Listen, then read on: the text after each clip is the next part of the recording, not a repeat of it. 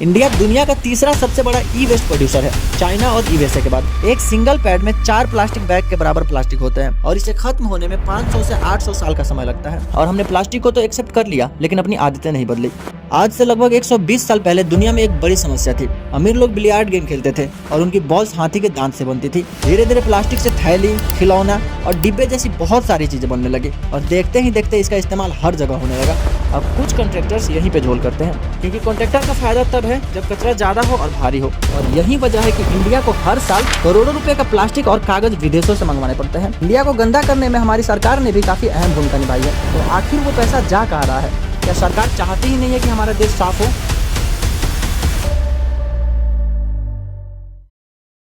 भारत की ज्यादातर सिटीज आज एयर पोल्यूशन की वजह से जूझ रहा है। विश्व के टॉप 100 पॉल्यूटेड सिटीज में से 94 सिर्फ भारत के हैं। दिल्ली जैसे शहरों का कंडीशन इतना ज्यादा खराब हो गया है कि कोविड-19 से भी ज्यादा लोग आज एयर पोल्यूशन की वजह से मर रहे हैं। दिल्ली में एक दिन सांस लेना 7 सिगरेट पीने के बराबर हो गया है और इसलिए अब डॉक्टर्स ने भी बोल दिया है कि जितनी जल्दी हो सके दिल्ली छोड़कर कहीं और चले जाओ। एयर पोल्यूशन आज जब सर के ऊपर हो गया है तो देश भर में इसकी चर्चाएं चल रही है। लेकिन भारत की सिर्फ हवा ही खराब नहीं है, भारत की नदियां, रोड, फूड सब गंदा हो चुका है। जितने पास हम कूड़े के जा रहे हैं उतनी तेज बदबू। इंडिया हर साल 62 मिलियन टन कचरा जनरेट करता है। यह नंबर सुनने में बड़ा लग रहा है, लेकिन इसे महसूस करके देखो। ये इतना ज्यादा कचरा है कि अगर हम इस साल भर के कचरे को एक लाइन में खड़ा करें तो कचरे से भरा ट्रक्स की लाइन कश्मीर से कन्याकुमारी तक 50 बार जा सकती है। और चिंता की बात यह है कि कचरे का ये अमाउंट हर साल 4% के रेट से बढ़ता ही जा रहा है। सरकारी आंकड़े बताते हैं कि इसमें से 25 से 30% कचरा ही ट्रीट या प्रोसेस हो पाता है। बाकी का 70% बस यूं ही कहीं पड़ा हुआ है। दुनिया के कुल प्लास्टिक पॉल्यूशन का लगभग 20% हिस्सा सिर्फ इंडिया से निकलता है। इंडिया साल भर में लगभग 9.3 मिलियन टन प्लास्टिक कचरा एनवायरनमेंट में छोड़ देता है, जो कभी रिसाइकल नहीं होता है और सालों साल तक सड़ता भी नहीं है। यानी जिस खिलौने को आपने बचपन में खेला होगा वो खिलौना आज भी किसी नदी, किसी नाले या किसी के घर के आसपास मौजूद है। लेकिन क्यों भारत का कचरा संभलने का नाम नहीं ले रहा है? सरकार की इसमें कितनी बड़ी गलती है? और अंदर ही अंदर कचरा हमें इतना ज्यादा खोखला बनाता जा रहा है कि सच्चाई जानकर आपके होश उड़ जाएंगे। चलिए शुरू से समझते हैं। आज से करीब 30 से 40 साल पहले जब इंडिया में वेस्ट का कॉन्सेप्ट ही अलग था, तब हमारे पास प्लास्टिक की थैलियां नहीं थी। हम खाना केले के पत्ते में खाते थे और चाय मिट्टी के कुल्हड़ में पीते थे। तो अगर ये चीजें सड़क पर गिर भी जाती थी तो कोई नुकसान नहीं होता था, क्योंकि ये ऑर्गेनिक थी, मिट्टी से बनी थी और वापस मिट्टी में मिल जाती थी और कुछ ही हफ्तों में धूप और बारिश इसे खत्म कर देती थी। हमारे घरों में भी कुछ फेंका नहीं जाता था। पुराने कपड़ों के झोले या थैली बनते थे, जिसका इस्तेमाल सामान को लाने या ले जाने के लिए किया जाता था। बचा हुआ खाना जानवरों को दिया जाता था। सब्जियों के छिलके कुछ ही हफ्तों में सड़ जाते थे और कचरा कभी इकट्ठा ही नहीं होता था। लेकिन फिर आया 90s का दशक। इंडिया के दरवाजे दुनिया के लिए खुले, जिसे हम इकोनॉमिक लिबरलाइजेशन कहते हैं। इसके साथ आया एक क्रांतिकारी मटेरियल प्लास्टिक, जो सस्ता था, मजबूत था और सुविधाजनक था। दुकानदार को अब कागज की पुड़िया नहीं बनानी पड़ती थी, कस्टमर को घर से थैली लेकर नहीं आना पड़ता था और प्लास्टिक किसी भी चीज को पानी से भी बचा कर रखता था। इसलिए प्लास्टिक का आविष्कार लोगों को एक चमत्कार की तरह लगने लगा और लोग इसका जमकर इस्तेमाल करने लगे। लेकिन लोगों को नहीं पता था कि आने वाले समय में यही प्लास्टिक पूरी दुनिया के लिए इतनी बड़ी मुसीबत बन जाएगी कि यह हमारे घरों के साथ साथ हमारे खून में भी प्रवेश कर जाएगी। आज से लगभग 120 साल पहले दुनिया में एक बड़ी समस्या थी। अमीर लोग बिलियार्ड गेम खेलते थे और उनकी बॉल्स हाथी के दांत से बनती थी, जिसके लिए हजारों हाथी को सिर्फ खेल के लिए मार दिया जाता था। तब एक साइंटिस्ट जिसका नाम लियो बेकेलेंड था, उसने हाथियों को बचाने के लिए 1907 में पहला प्लास्टिक बेकेलाइट बनाया। अब बिलियार्ड गेम की बॉल हाथी के दांत से नहीं बल्कि प्लास्टिक से बनने लगे। धीरे धीरे प्लास्टिक से थैली, खिलौना और डिब्बे जैसी बहुत सारी चीजें बनने लगी और देखते ही देखते इसका इस्तेमाल हर जगह होने लगा। लेकिन प्लास्टिक के साथ सबसे बड़ी प्रॉब्लम थी कि बैक्टीरिया इसे डीकम्पोज नहीं कर पाती थी और ये हजारों साल तक धरती पर मौजूद रहता था। लेकिन इस बात को किसी ने सीरियस नहीं लिया और प्लास्टिक का डिमांड पूरी दुनिया में बढ़ने लगा।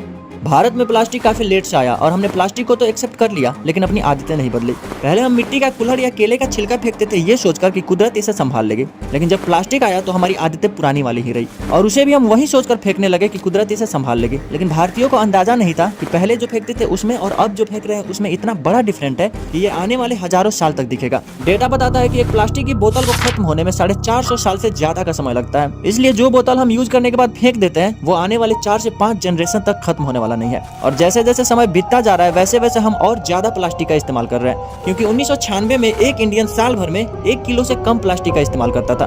लेकिन आज हम 11 से 15 किलो का प्लास्टिक हर साल यूज कर रहे हैं। क्योंकि आप अपने घर में ही नजर घुमाकर देख लो, आपको दिखेगा कि हर जगह प्लास्टिक का इस्तेमाल हो रहा है। और यही वजह है कि आज दिल्ली जैसे बड़े बड़े शहरों में हमने कचरे का पहाड़ बना दिया है। हम सिर्फ जमीन पे कचरा का ढेर नहीं लगा रहे हैं, हमारी नदियाँ जिन्हें हम माँ कहते हैं आज कचरे के नालों में बदल चुकी है। यमुना में जो आप बर्फ जैसी सफेद झाग देखते हो वो खूबसूरती नहीं है, वो टॉक्सिक फास्फेट और कचरे का जहर है। इंडिया का 70% पीने लायक पानी आज प्रदूषित हो चुका है। हम कचरे फेंक रहे हैं और बदले में वही जहर पी रहे हैं। देखो, जब हम प्लास्टिक की बोतल, चिप्स की पैकेट या प्लास्टिक के किसी भी वस्तु को यूज करने के बाद उसे ऐसे ही फेंक देते हैं तो यह प्लास्टिक धरती पर कचरा तो फैलाता ही है, साथ ही साथ लाखों जीवों के लिए मौत का कारण बन जाता है। जैसे आपने अक्सर सड़कों पर गायों को कचरे के ढेर में मुंह लगाते हुए देखा होगा। वो बेचारी कचरा नहीं, उस कचरे में फंसा हुआ खाना ढूंढ रही होती है, लेकिन उस खाने के चक्कर में वो पूरी की पूरी प्लास्टिक की थैली निगल लेती है। प्लास्टिक गायों के पेट में जाकर एक सख्त पत्थर जैसा बन जाता है। ये उनकी आंत को ब्लॉक कर देता है, जिससे वो ना कुछ खा पाती है और ना ही कुछ निगल पाती है और वो भूख से तड़प तड़प कर मर जाती है। कई बार एक मरी हुई गाय के पेट से 50 से 100 किलो तक का प्लास्टिक निकलता है।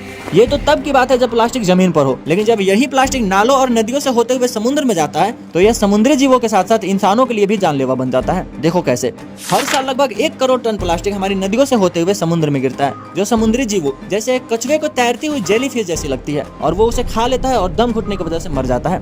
वैसे ही एक बड़ी व्हेल मछली कई टन प्लास्टिक खाने की चीज समझकर निगल लेती है, जिससे उन्हें लगता है कि उनका पेट भरा हुआ है, पर असलियत में वो प्लास्टिक होता है जिसमें कोई ताकत नहीं होती है और वो मछलियां भूखी रहकर दम तोड़ देती है। यहाँ पे अगर आप ये सोच रहे हो कि हम तो शहर में रहते हैं या हम समुद्री इलाकों से काफी दूर रहते हैं तो हमारा समुद्र से क्या लेना देना, तो आप गलत हो, क्योंकि यहीं से शुरू होता है सबसे डरावना खेल। क्योंकि समुद्र में प्लास्टिक धूप और पानी की वजह से बारीक टुकड़ों में टूट जाता है, जिसे माइक्रो प्लास्टिक कहते हैं। ये माइक्रो प्लास्टिक नन्हे जीव खाते हैं, उन नन्हे जीवों को मछलियां खाती है और उन मछलियों को इंसान खाते हैं और इस तरह वह प्लास्टिक का कण इंसानों के शरीर में प्रवेश करता है। अब यहाँ पे अगर आप में से कोई वेजिटेरियन है और ये सोचकर खुश हो रहे हैं कि हम तो बच गए, तो ऐसा बिल्कुल नहीं है, क्योंकि यहाँ पे सबकी फील्डिंग सेट है। क्योंकि नमक जैसी चीजों को भी समुद्र से ही निकाला जाता है, जिसे हम रोज खाते हैं, और नमक में भी माइक्रो प्लास्टिक पाए गए हैं। और हालिया रिसर्च 2022 से 24 के अनुसार साइंटिस्ट पहली बार इंसानी खून और फेफड़ों में प्लास्टिक के कण पाए हैं। ये प्लास्टिक हमारे सेल्स को डैमेज करता है, हार्मोन्स को बिगाड़ता है और कैंसर जैसी बीमारियों का कारण बनता है। और आपको जानकर हैरानी होगी कि हर इंसान हर हफ्ते अनजाने में एक क्रेडिट कार्ड के बराबर प्लास्टिक खा जाता है। एक तो ज्यादातर भारतीय कचरे को जहां मन वहां फेंक देते हैं और कुछ % लोग हैं जो डस्टबिन का यूज करते भी है, तो उनको पता ही नहीं है कि कचरे को किस तरह से इकट्ठा करना है। हम में से ज्यादातर लोगों के घर में एक ही डस्टबिन होता है और हम चाहे प्लास्टिक हो, बचा हुआ रोटी हो, सब्जी के छिलका हो या खराब बैटरी या एक्सपायर्ड दवाइयाँ हो, वे सभी को एक ही में मिलाकर इकट्ठा करते हैं। अब बहुत से लोग सोच रहे होंगे कि भाई कचरा ही तो है, इससे क्या फर्क पड़ता है कि सभी को मिलाकर रखें या अलग अलग, लेकिन ऐसा नहीं है, क्योंकि फर्क पड़ता है। देखो, जब हम गीला कचरा जैसे दाल, छिलके और सूखा कचरा जैसे कागज और प्लास्टिक जैसे चीजों को मिला देते हैं तो गीला कचरा प्लास्टिक पर चिपक जाता है। अब वो प्लास्टिक गंदा हो चुका है, उसे कोई मशीन या इंसान साफ नहीं कर सकता है और गंदा प्लास्टिक रिसाइकल नहीं हो सकता है, क्योंकि रिसाइकलिंग फैक्ट्री में जब कचरा पहुंचता है तो प्लास्टिक को मेल्ट किया जाता है और उस प्लास्टिक में खाने का अंश या जहरीली बैटरी का एसिड मिला होगा, तो मेल्टिंग के बाद जो नया प्लास्टिक बनेगा वो कमजोर और जहरीला हो सकता है। क्योंकि जब बैटरी और प्लास्टिक एक साथ मिलते हैं तो बैटरी का लीड और लिथियम प्लास्टिक में घुल जाता है। इस प्लास्टिक से अगर कोई खिलौना या डब्बा बनेगा तो बच्चों के लिए जहरीला हो सकता है, इसलिए फैक्ट्री जैसे मिक्स कचरे को लेने से मना कर देती है। और यही वजह है कि इंडिया को हर साल करोड़ों रुपए का प्लास्टिक और कागज विदेशों से मंगवाने पड़ते हैं, क्योंकि हमारे देश का अपना कचरा इतना गंदा होता है कि उसे रिसाइकल करना महंगा पड़ता है। यानी हम अपने कचरे को वेल्थ बनाने की जगह पे जहर बना रहे हैं और दूसरों के कचरे को रिसाइकल कर रहे हैं। इंडिया को गंदा करने में हमारी सरकार ने भी काफी अहम भूमिका निभाई है, क्योंकि इंडिया में करप्शन इतना ज्यादा है कि अधिकारी और नेता लोग कचरे में भी अपना फायदा देख रहे हैं। सरकारी डॉक्यूमेंट्स में हजारों करोड़ रुपए वेस्ट मैनेजमेंट के लिए जाता है, लेकिन आज भी हर नुक्कड़ पर आपको कचरे का ढेर देखने को मिल जाएगा। तो आखिर वो पैसा जा कहाँ रहा है? क्या सरकार चाहती ही नहीं है कि हमारा देश साफ हो? देखो, इंडिया में कचरा उठाने का काम अक्सर प्राइवेट कॉन्ट्रैक्टर्स को दिया जाता है। कई केसेस में इन्हें पैसे मिलते हैं वजन के हिसाब से, यानी कचरा का वजन जितना ज्यादा होगा उतना ही ज्यादा इनके पैसे बनेंगे। अब कुछ कॉन्ट्रैक्टर्स यहीं पे झोल करते हैं, क्योंकि कॉन्ट्रैक्टर का फायदा तब है जब कचरा ज्यादा हो और भारी हो, इसलिए वो कचरा को सेपरेट करने की कोशिश नहीं करते हैं, क्योंकि अगर कचरा कम हो गया तो पैसे कम हो जाएंगे और कचरा गीला रहेगा तो उसका वजन ज्यादा होगा और ये ज्यादा पैसे छाप सकेंगे। यही वजह है कि घर पे कचरा अलग करना कभी ढंग से इम्प्लीमेंट ही नहीं हो पाया है, क्योंकि सिस्टम खुद चाहता है कि कचरा मिक्स रहे। हमारे देश में कानून काफी तगड़ा बनता है, लेकिन वह कानून कितना सक्सेसफुल हो पाता है ये हम सब जानते हैं। सॉलिड वेस्ट मैनेजमेंट 2016 के मुताबिक गीला और सूखा कचरा मिलाना जुर्म है। लैंडफाइल में सिर्फ वही कचरा जाना चाहिए जो किसी काम का नहीं है, लेकिन रियलिटी क्या है, नगर पालिका खुद मिक्स कचरा उठाती है। सिस्टम फेल हो चुका है क्योंकि जवाबदेही जीरो है। ना किसी ऑफिसर को सजा मिलती है, ना किसी कंडक्टर का लाइसेंस रद्द किया जाता है क्योंकि सब मिले हुए हैं। इतना ही नहीं, 2016 में बनाए गए रूल EPR यानी एक्सटेंडेड प्रोड्यूसर रिस्पॉन्सिबिलिटी के मुताबिक अगर आप प्लास्टिक बेचकर मुनाफा कमा रहे हो तो उस प्लास्टिक को वापस कलेक्ट करने की जिम्मेवारी भी आपकी है, जैसे चिप्स, बिस्किट और कुरकुरे जैसी कंपनीज।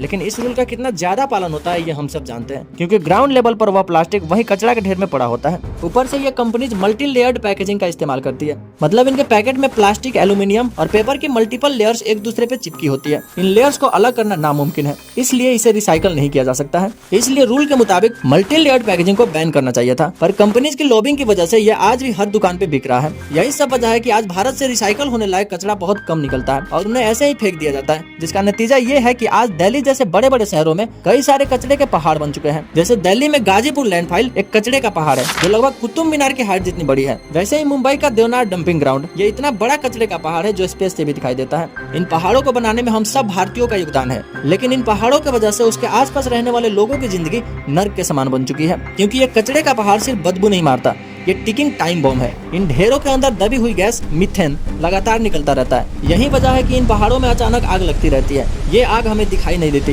पर ये धीरे धीरे वहाँ के रहने वाले लोगों की फेफड़ों को जला रही है। जब बारिश होती है तो कचरे के इन पहाड़ों से एक काला जहरीला लिक्विड निकलता है जिसे लीचेट कहते हैं। ये किसी एसिड से कम नहीं है, ये मिट्टी को चीरते हुए सीधे ग्राउंड वाटर में मिल जाता है और आज लैंडफाइल्स के पास रहने वाले लाखों लोग वही पानी पी रहे हैं। इस पानी में लीड, मर्करी और आर्सेनिक जैसी खतरनाक हेवी मेटल्स पाए गए हैं जो सीधे किडनी फेलियर और कैंसर को दावत देते हैं। आप जरा सोच कर देखिए कि इनकी गलती क्या है। सिर्फ ये कि ये हमारे फैलाए हुए कचरों के ढेर के पास पैदा हुए हैं। इंडिया में लगभग 15 से 40 लाख लोग कचरे चुनने का काम करते हैं, वो भी बिना ग्लव्स और बिना मास्क के। ये लोग रोजाना जहरीली गैस और इन्फेक्शन के बीच हमारे फैलाए हुए कचरों को साफ करते हैं। सरकार इन्हें सेफ वर्किंग कंडीशन देने में पूरी तरह से फेल रही है। ये लोग हमारे सिस्टम का वो हिस्सा है जो इस गंदगी में घुट घुट कर मर रहे हैं ताकि हमारा शहर थोड़ा साफ दिख सके, लेकिन बदले में इनको क्या मिलता है? लोगों की गालियां, इन्फेक्शन और तरह तरह की बीमारियां।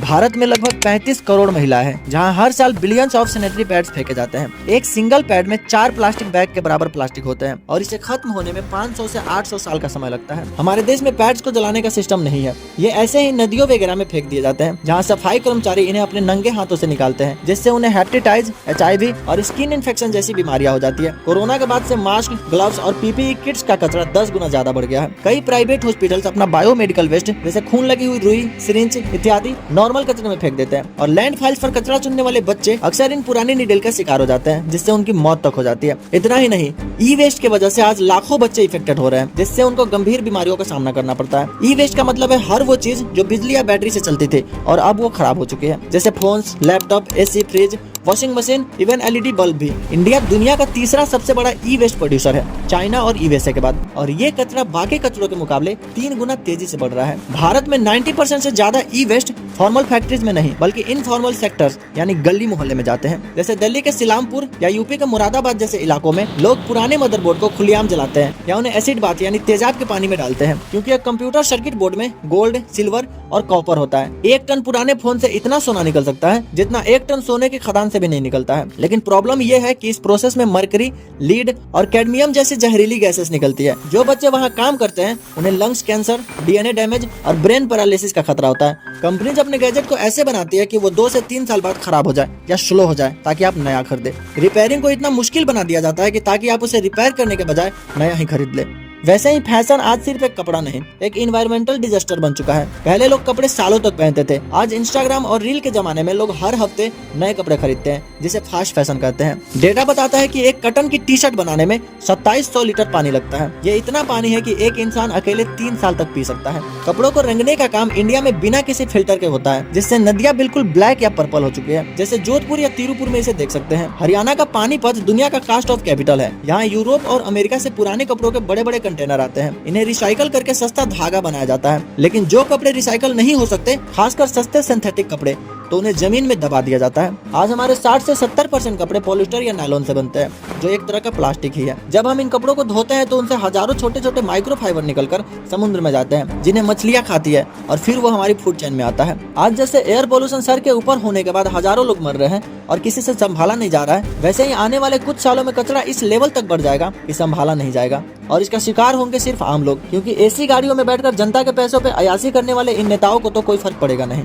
यहाँ पे क्लिक करके इस वीडियो को देखो, जिसमें मैंने बताया है कि बिहार, जो कभी सबसे ज्यादा समृद्ध और सबसे ज्यादा पावरफुल हुआ करता था, आज कैसे वही बिहार वहाँ के नेताओं और कुछ जनता की वजह से एक मजदूर फैक्ट्री बन के रह गया है।